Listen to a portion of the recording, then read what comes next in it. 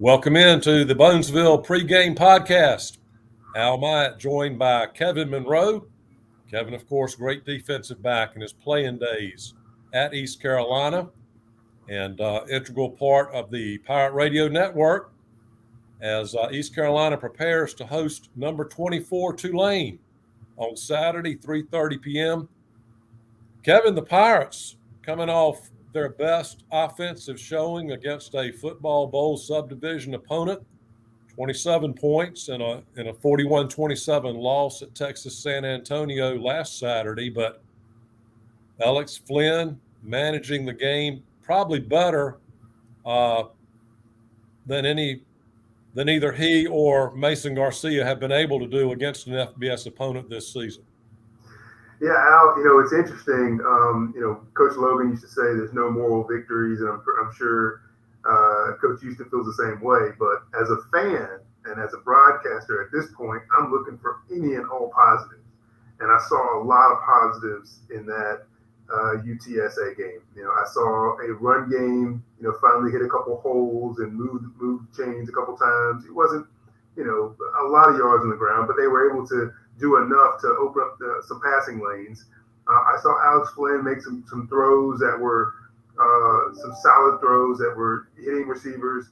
I saw guys like Jalen Johnson finally start to play like we know that he can, with a few big plays, some yards after catch that he's been known for with his explosiveness. Pick six on defense. So a lot of good things happened. And as you mentioned, they scored, more than 20 points against an FBS opponent, which they haven't been able to do up to this point. And so I think it was as impressive an effort as they've given this season. Unfortunately, it was not good enough. And I think, last year's team would have expected to win this game. This year's team kind of wanted to keep them getting blown out, which is unfortunate, but that's where we are right now. And so I did see several positives in that game, but the Pirates are still quite a ways from winning. And, this week's opponent won't be any easier. Well, credit to San Antonio, pick six, and they're down 17-14. And then they responded, I think, with 17 unanswered points, which is what good teams do. And very talented quarterback, Frank Harris, threw for 4 touchdowns, great leader. They had some big explosion plays, and Coach Mike Houston felt like Pirates should have defensed that aspect of the game better than what they did. And, while the offense stepped up, admittedly, San Antonio is a better offensive team than Charlotte, but the defense held Charlotte to 10 points, and UTSA scored 41 last week. So maybe a little bit of a regression in terms of the defense performance, but whatever thoughts you might have there. Yeah, that's what was a little bit frustrating because, for this entire season, we've been saying the defense is playing good enough to win. It's been on the offense for the most part. It's got to be frustrating on this defense to play so well and the offense not show up. But it was a little bit of the opposite. I mean, the offense came out firing on all cylinders. Well, as all cylinders as we can do this year. They played better than they had been playing, and they played good enough to win. And the defense let them down a little bit. And I think, the defense at times held up, but I think they had at least 2, like 1 or 2 play drives, which can't happen. The Pirates drive the ball all the way down the field, take several minutes off the clock, and then UTSA comes back with a really long run and then a quick pass for a touchdown, or a really long pass for a touchdown. And so that's where the defense let down the offense, let down the team in general, because you got to at least, they're going to score, you got to at least make them work for it. Make them take time off the clock, make them make several completions, make them have several rushing attempts.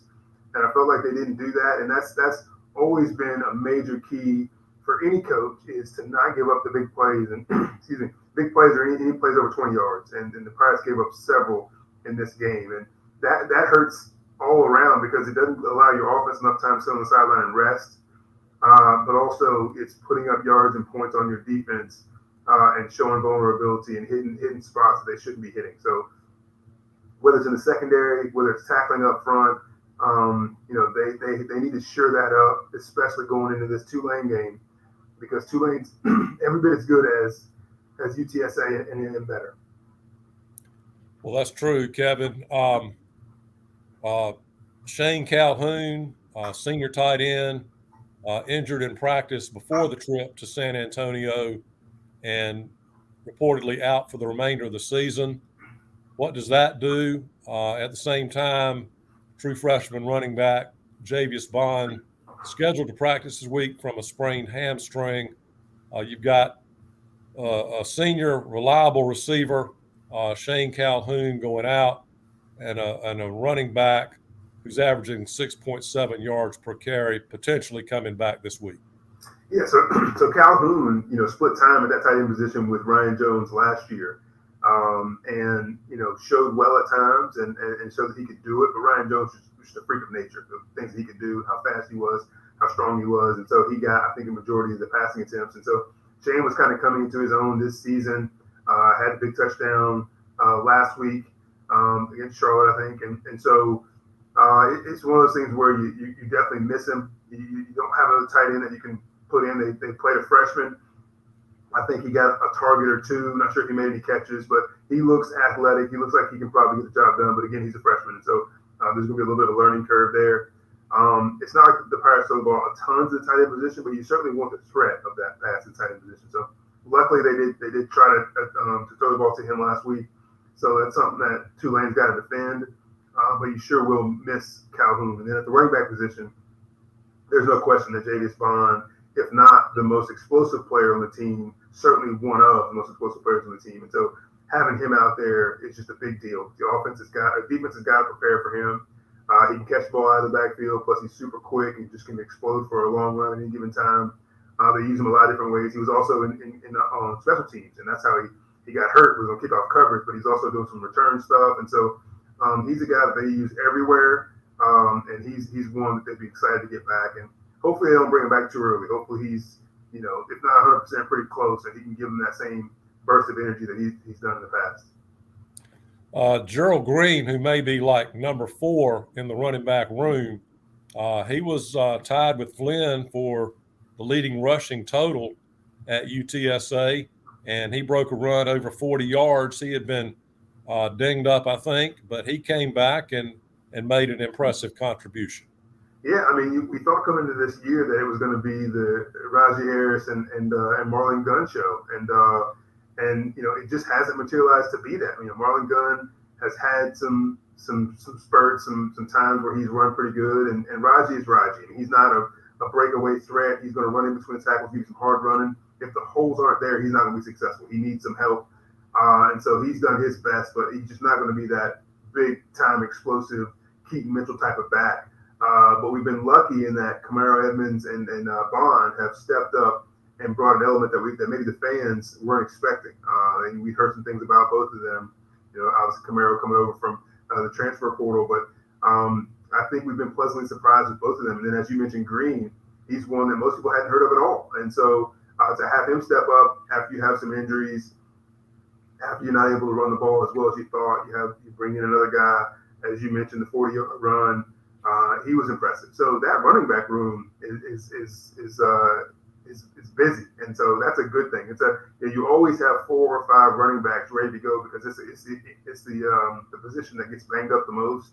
It's the position that you can kind of, outside of receiver, you can kind of rotate the most, keep guys fresh. Even in the NFL these days, there's no longer just one back. Every team has a couple backs that they run. It's running back by committee at all levels now. And so to have 2 or 3 good ones, it's a good thing. And the Pirates seem to have 4 or 5 good ones, which is a good thing to have. If that offensive line can get clicking on all cylinders and get to open up some more holes, I think running back will be one of our strongest position groups.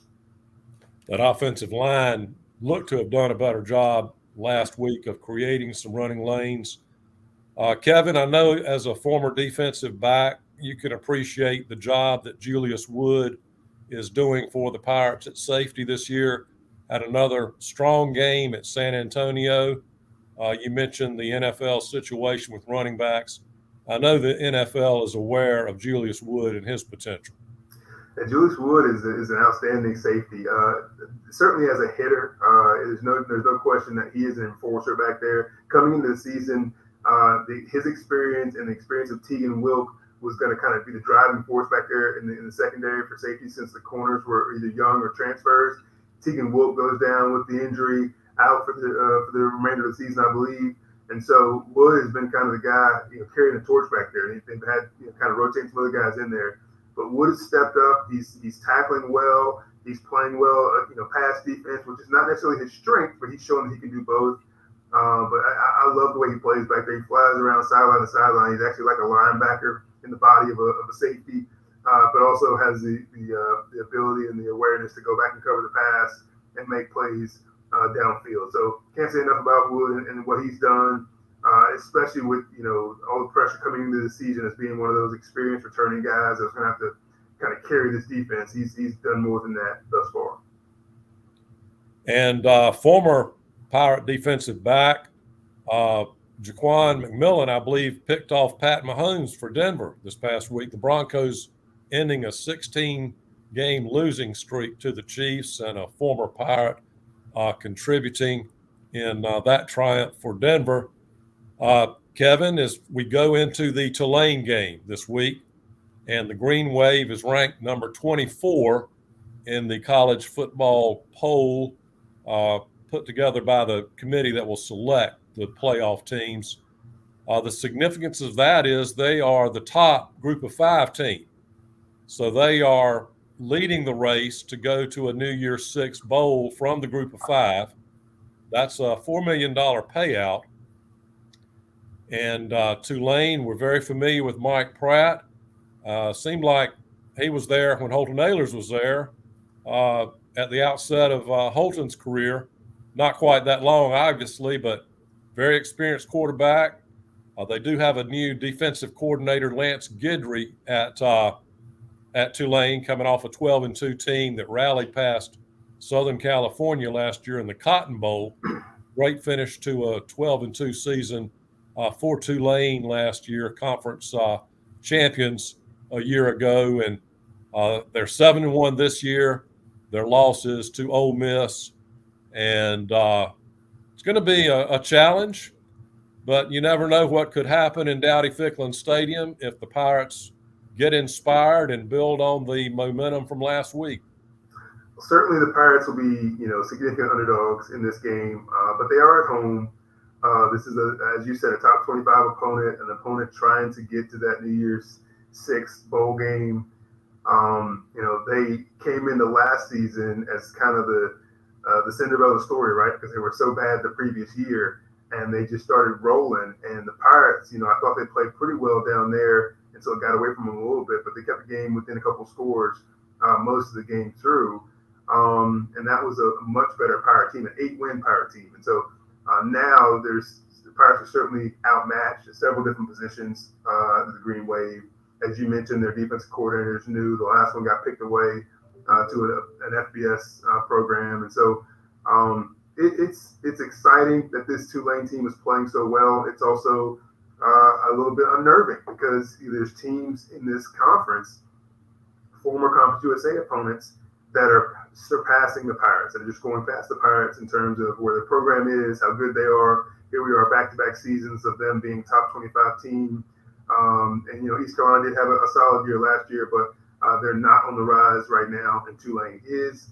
And as we've watched teams like Cincinnati and Houston and Memphis over the years, all former Conference USA teams, kind of go past the Pirates, it's a little bit frustrating. And so you want to kind of get this program back on track and to be able to get into one of those Power 5 conferences, as some of those teams I just mentioned did this past year, UCF being another one. So Tulane specifically, defense, they're only giving up 20 points a game. Offensively, they're scoring 30. You mentioned quarterback Michael Pratt, as you said, very, very experienced, good player, smart, accurate passer. 13 touchdowns and 3 interceptions so far this year, passing for about 230 yards a game. So he'll pick you apart if you allow him to. He's kind of on it when it comes to reading defenses and making the right reads and making the right throws. He's got a solid running game behind him. Hughes is averaging 96 yards a game. Another couple backs that get some time. So they can do a little bit of everything offensively, run and throw, with some talented receivers.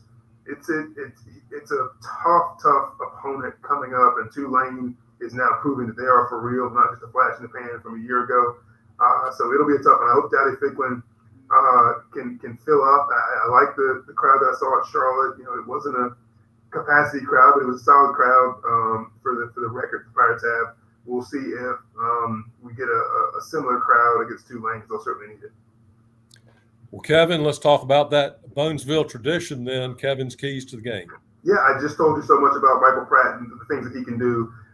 So this will be another week, kind of like with Frank Harris, where you've got to get pressure on him, get in his face, see if he'll make a mistake. Only 3 interceptions so far this year, but Chad Stevens and Jeremy Lewis, those guys up front, have got to dominate that offensive line, get in the backfield and put some pressure on Pratt, force them to get a tip pass or an errant pass in the secondary. That's going to be big. Special teams, I don't often talk about special teams, but there was a bit of a struggle here recently, some missed field goals, some mistakes being made. They've got to get better in that regard, with punting, kicking, all of it. And so special teams has to stand up, not only be solid in the kicking game, but make a play in the return game. Find a way to get a return to the house or get a big return to help the offense, because the offense is going to struggle, I think, to move the football. So special teams is going to be big. And then turnovers. I think there's, we've had now a handful of defensive touchdowns so far this season, some pick sixes, some scoop and scores, and I think that's kept the Pirates in some games, or I think the scores would have been a lot worse. That's going to have to happen again, on Saturday, because they're going to have to find a way to steal points from Tulane, because if they can't find a way to help that offense out, it could get lopsided. And so, yeah, get after Pratt, be solid in special teams, make a play on special teams, and to find a way to win the turnover battle. That goes for the offense as well. Offense cannot turn the ball over, but defense has got to come up with a couple. Sounds like a plan to me, Kevin, and we'll see what happens Saturday, 3:30 kickoff, East Carolina hosting Tulane. And we'll look forward to talking again next week on the Bonesville Pregame Podcast. Appreciate it, Al.